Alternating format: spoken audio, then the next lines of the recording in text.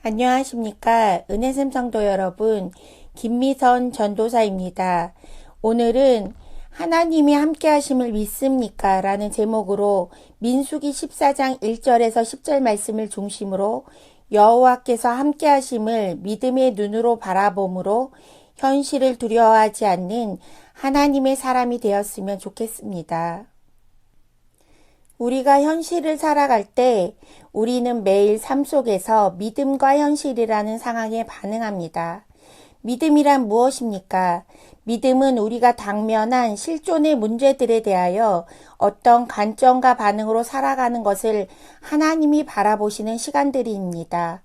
히브리서에서 말했듯이 믿음은 바라는 것들의 실상이기 때문입니다. 하나님은 항상 믿음에 반응하는 그 한 사람을 찾으십니다.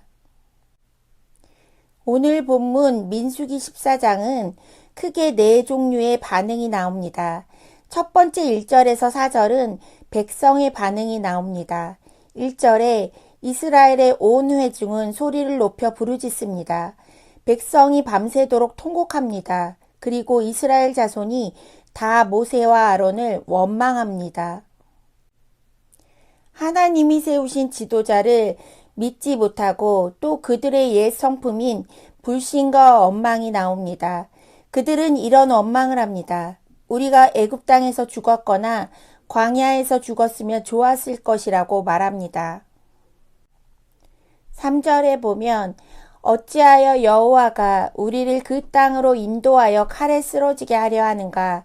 우리 처자가 사로잡히리니 애굽으로 돌아가는 것이 낫지 아니하랴. 이스라엘 백성을 애굽에서 인도하신 하나님을 원망합니다. 이것은 하나님의 구원 역사에 대한 철저한 반역입니다.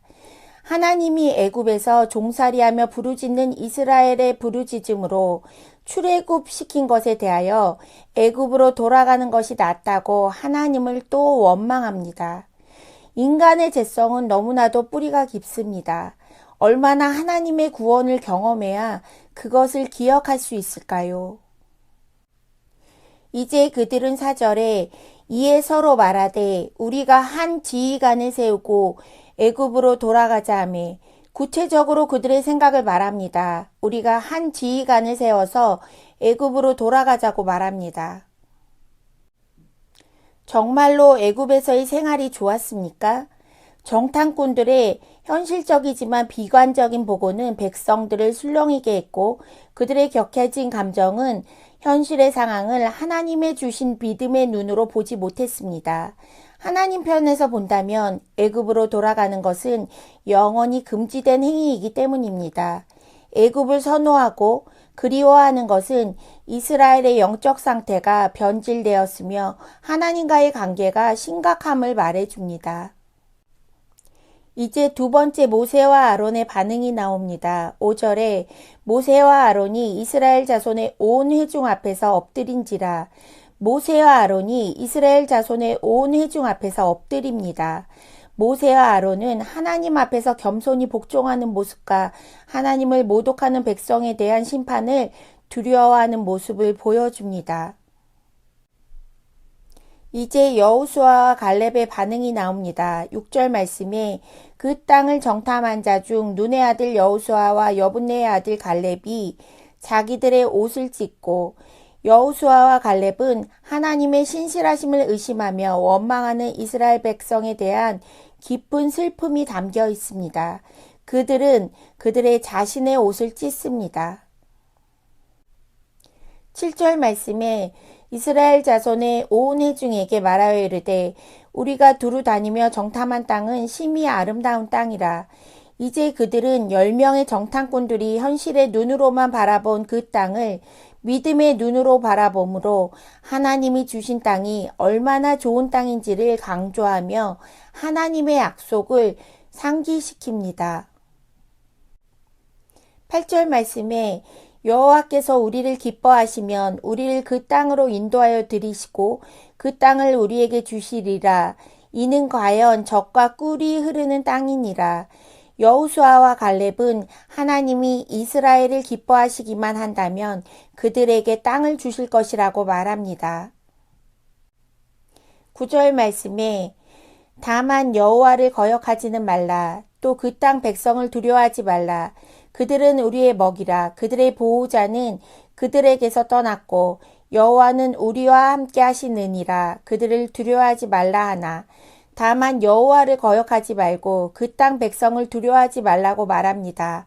왜냐하면 그들을 보호하는 신은 그들을 떠났고 이스라엘의 하나님은 항상 이스라엘과 함께 하시기 때문입니다. 성경의 가장 큰 중심이 무엇입니까? 그것은 하나님이 우리와 함께 하신다는 임마누엘인 것입니다. 어디를 가든지 무엇을 하든지 하나님의 자녀들이 현실과 타협하지 않고 믿음의 눈으로 현실 너머의 하나님을 바라볼 수 있는 것은 우리와 함께 하시는 하나님이 있기 때문입니다. 우리는 이것을 기억해야 합니다. 가장 중요한 것은 그 하나님이 우리의 아버지라는 것입니다. 갓난아이가 부모의 품 안에서 있을 때 얼마나 평안한 상태입니까? 믿음은 정말 어떻게 보면 단순한 것입니다. 하나님이 우리와 함께함을 언제나 기억하고 믿는 것입니다. 우리와 함께 하시는 임마누엘의 하나님을 신뢰하는 것입니다. 그렇기 때문에 두려워할 것은 세상이 아니라 우리의 존재를 알고 계시는 하나님인 것입니다. 이제 마지막으로 하나님의 반응이 나옵니다. 10절 말씀에 온 회중이 그들을 돌로 치려 하는데 그때 여호와의 영광이 회막에서 이스라엘 모든 자손에게 나타나시니라. 온 회중이 그들을 돌로 치려 합니다.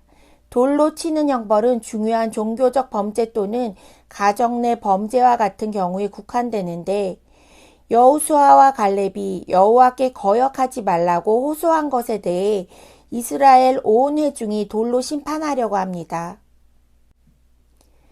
하나님은 이 위기의 순간에 이제 인간으로서는 감당할 수 없는 절망의 순간에 하나님이 일하십니다. 여호와께서 영광 가운데 회막 위에 나타나신 것입니다. 이제 하나님의 준엄한 심판이 이스라엘 온 회중에 선언될 순간이 다가온 것입니다. 이스라엘이 하나님을 온전히 신뢰하지 않고 하나님을 원망하는 불신앙으로 나아간다면 이스라엘은 하나님의 심판을 피할 수 없을 것입니다. 오늘을 살아가는 우리도 이스라엘 백성들처럼 같은 실수를 저지르지 맙시다. 믿음이란 맹목적이거나 무지한 것이 아닙니다. 옛날의 이스라엘이나 지금을 살아가는 우리도 항상 현실의 문제들이 있습니다. 현실의 상황을 믿음의 눈으로 바라보아야 합니다. 우리에게 믿음의 관점이 있어야 합니다. 갈렙은 믿음의 눈으로 바라보았기 때문에 이길 수 있다는 말을 할 수 있었습니다. 우리도 우리에게 다가오는 현실의 상황들에서 믿음의 눈을 통하여 우리 현실의 문제를 하나님이 주시는 관점으로 바라보는 은혜샘 성도들이 되기를 기도합니다. 오늘 말씀을 기억하며 기도합시다. 첫 번째, 우리에게 다가오는 현실의 상황들 속에서 우리와 함께 하시는 하나님을 신뢰하며 믿음의 눈으로 바라보도록. 두 번째, 하나님을 신뢰하지 않고 다시 제약된 모습으로 돌아가려는 옛사람의 본성을 철저히 하나님께 회개하며 날마다 그리스도의 십자가의 보혈의 은혜를 기억하도록 기도하겠습니다.